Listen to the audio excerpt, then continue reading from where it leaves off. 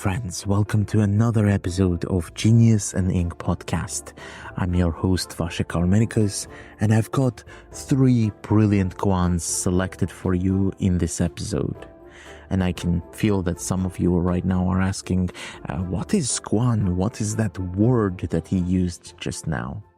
Koan in Japanese Zen Buddhist practice is a thought, an idea, or a passage that provokes you into thinking.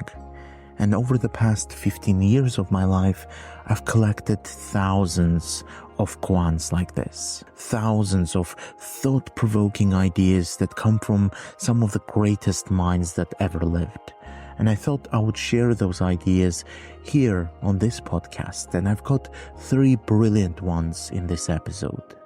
The first one is a story that comes from the life of one of the greatest Russian writers of the 20th century. The name of this writer is Boris Pasternak, who you might know from his novel called Dr. Zhivago. Pasternak in 1930s, during the worst times in Soviet Union, when Stalin was ruling and writers were pressured, he stood up against Stalinist regime. So this is the first koan. The first koan is about the power of poetry. The second one is a small quote, in fact, just a brief quote, one sentence divided by a single comma, but it has so much wisdom in it that it can teach you and revolutionize how you look at life. And it comes from a philosopher who is almost not known, although he deserves much more credit and much more attention than he does right now. The third koan is all about creativity, and in fact how we lost a very effective tool and how we can get unstuck when we have a writer's block. And this tip comes from a great writer, Roberto Calasso, who tells us that we are slowly becoming machines in our creativity. Instead of being human, instead of being geniuses, we are more and more replicating artificial intelligence and computers and the calculator way of thinking, as he writes in one of his books. So let's explore those 3 koans. And as I said, the first one comes from the life of one of the greatest writers of the 20th century. In fact, this koan was shared with me by one of you, by one of my subscribers. So I would like to tell you, if you've got a story like this and you would like to share it, please send it my way. It is really easy to find a way and get in touch with me. You can email me, you can send me a message on Instagram, leave a comment on YouTube or under this podcast. Whichever way it is convenient for you, please do share a story if you've got one, and I'll tell it in this podcast, and I'll give a credit to you if you would like to. The story goes on like this, that in the 1930s, in 1937, during Soviet Writers' Congress, every writer had to come up on stage and fawn and growl in front of the state and Stalin. And Boris Pasternak was one of those writers who had to come and grovel and say that he loves Stalin as a leader and believes in communism and thinks that every country on earth should become communist at some point. And he refused to do that. And I think the reason why he refused to do that is that he didn't want to surrender his integrity of intellectualism, of being an intellectual. Because the worst thing you can do to an intellectual is to chain his erudition, his talent. After refusing to do this for a very long time, on the last day his friends were pleading with him to say something, to save himself, as he was surely going to be taken away. And supposedly Boris Pasternak gets on stage and simply says a number. And if I'm not mistaken, it was the number 30 from Shakespeare's sonnets that he had translated into what had become a Russian classic.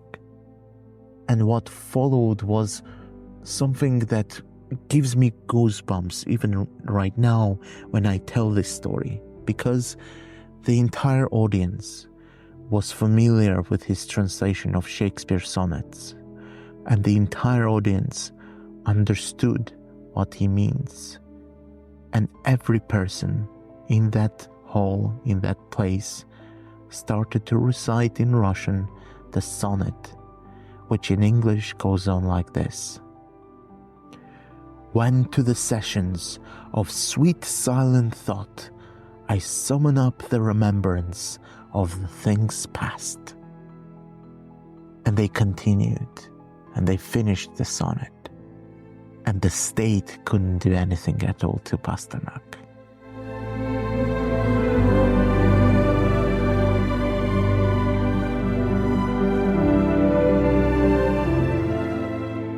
I did a little bit of research, and I find out that Stalin was aware of this revolutionary act by Pasternak, but he couldn't do anything. This story was initially told by a British philosopher, George Steiner. It was him who pointed out to my subscriber about this revolutionary act. And Steiner's point was that you can't destroy Shakespeare. You can't destroy the Russian language, and that you can't destroy that what we have taken to heart. Tyrants, even if they are as bloodthirsty as Stalin, they are always temporary. They are always weak. They cannot fight against giants such as Shakespeare. And it is such an inspiring story. I would really love to recommend you to read my article on Tatyana Gnedich, which is called, I think, Translating Byron in the Soviet Prison. Tatyana Gnedich was a translator herself, and she was falsely accused of treason during the Second World War by the Soviet authorities. She was an incredible human, and literature saved her as well. I would really love you to read that story yourself. I'm not going to tell it to you. I'll leave it in the description of this episode. Please go ahead and read it yourself.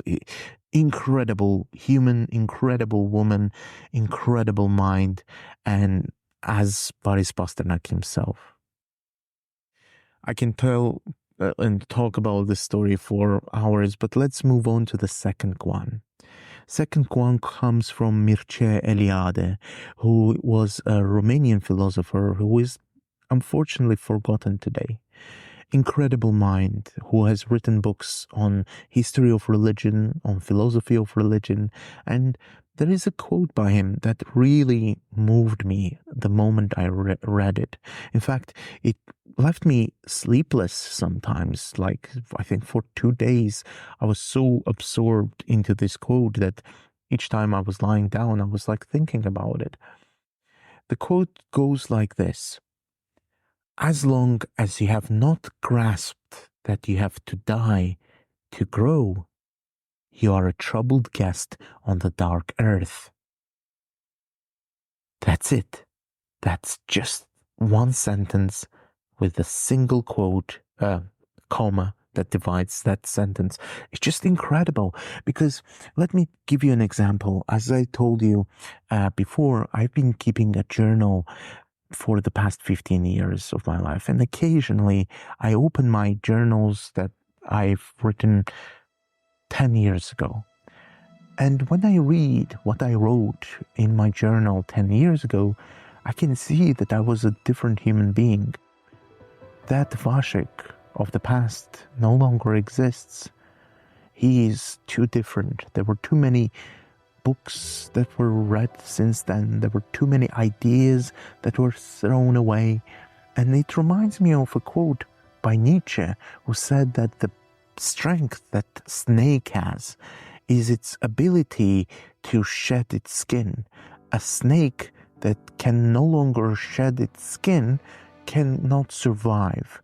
And I do believe that our minds, our intellectual life, will be dead the moment we won't be able to throw away ideas that have been that are redundant in our lives, that no longer make sense, or that have been proven not to be true.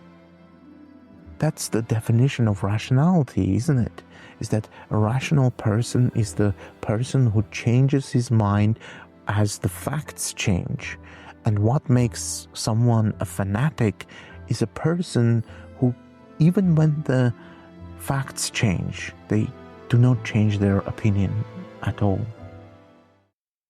A single quote, once again, you can ponder upon it for a really long time. So allow me to read it once again before we move on to the third Kwan. As long as you have not grasped that you have to die to grow, you are a troubled guest on the dark earth. Mircea Eliade. The third Kwan and the final one comes from the great author Roberto Calasso, who unfortunately passed away in 2020, if I'm not mistaken. Roberto Calasso was an Italian writer, editor, and intellectual known for his erudite works that blend literature, history, and mythology. His notable books include The Marriage of Cadmus and Harmony, Ka, and The Ruin of Kash, all of which explore ancient myths and their influence on modern thought. And the passage that I'm going to read out to you comes from one of his more recent books that were published. And the book is called The Unnameable Present. I'll include it in the description of this episode. And it examines the disorientation of modern life. It addresses the spiritual and political void of the contemporary world through a philosophical lens. It highlights the loss of meaning and identity in an age dominated by technology and mass culture. So allow me to read the passage that I selected for you, and then we can discuss the beauty and the usefulness of it. All of this follows from a time in history when procedures have taken command over rituals, a moment that is elusive, hard to establish, since the two powers also have features in common. First of all, they are both formalized actions, but they aim in opposite directions.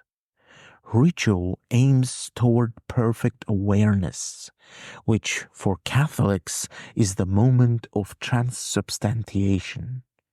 Procedures, on the other hand, point toward total automatism. The more procedures multiply, the more the realm of automata expands. I'll include this quote, this passage in the description of this episode, and some of the platforms such as Substack itself and Apple Podcasts, they show you transcripts automatically. But if you don't have access, you can find it in the description because it is worth rereading it yourself. But to illustrate what exactly Calasso means, allow me to share a small thing from my own life. I used to work as a journalist, and I used to write news articles for breaking news stories. And if you ever noticed when you read news, all of the articles, and it doesn't matter what topic it is about, they all follow the same structure. It is difficult to imagine a journalist to be creative in writing breaking news or just informative article. Each article has its structure. It has introduction, it has quotes, it has facts, it has the opinion of the other side, etc. And this is not writing, this is a procedure. You know, each news agency has a procedure of how they write articles. They have their table books, textbooks that teach their journalists how they should approach, kind of style guides, that's the word. What Calasso says is that even when it comes to creativity, we approach creativity through procedures. We become automated. We no longer can explore new ways of telling stories. And of course, this is not applied to the situation such as working as a journalist. If you work as a journalist, nobody demands from you to be creative in how you tell a breaking news story.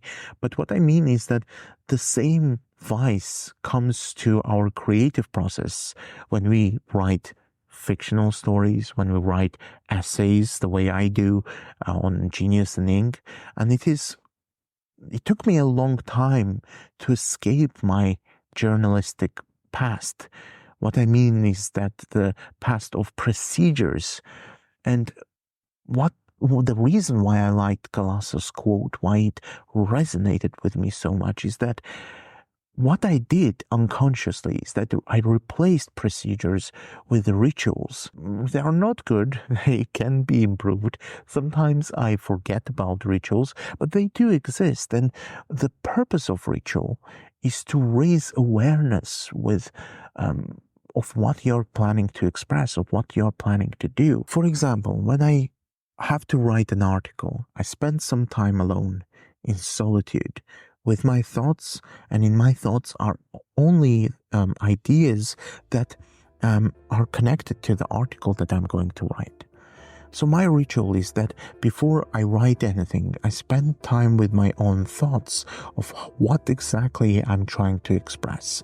I'm getting aware of what ideas float in my mind. I write them down. That's another ritual that I use my commonplace notebook to write disjointed ideas and connect them and see what I think exactly.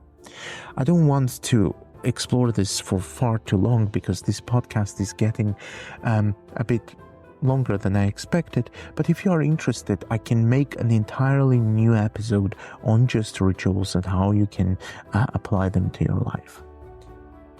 Once again, if you've got koans that you would like me to share on this episode, feel free to send it my way. I hope you enjoyed this episode of Genius and Ink podcast, and I'll see you in the next one.